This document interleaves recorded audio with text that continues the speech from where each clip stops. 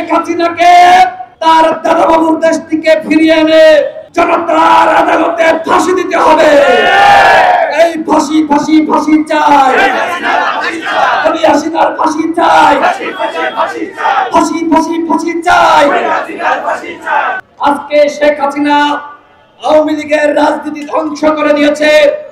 এর আগে 7-9 বছর জোরপূর্বক ক্ষমতায় ছিল। এরশাদ পালিয়ে যায় নাই, বাপের বেটার পরিচয় দিয়েছে। শেখ হাসিনা শেখ মুজিবের কন্যা হলে বাপের বেটির পরিচয় দিত, বাপের বেটির পরিচয় দিতে পারে নাই। প্রিয় উপস্থিতি, আপনারা কি চান আওয়ামী লীগকে নিষিদ্ধ করা হোক? হাত উঁচু করে দেখান, আওয়ামী লীগকে নিষিদ্ধ করা হোক। এখানকার উপস্থিত জনগণ তারা বলছে আওয়ামী লীগকে নিষিদ্ধ করা হোক।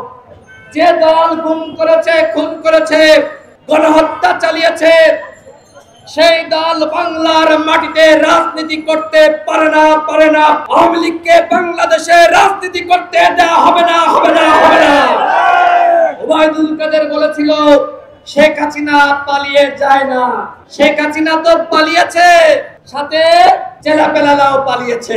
গতকাল দেখেছেন কতিপয় দুর্বৃত্তকে গ্রেফতার করা হয়েছে।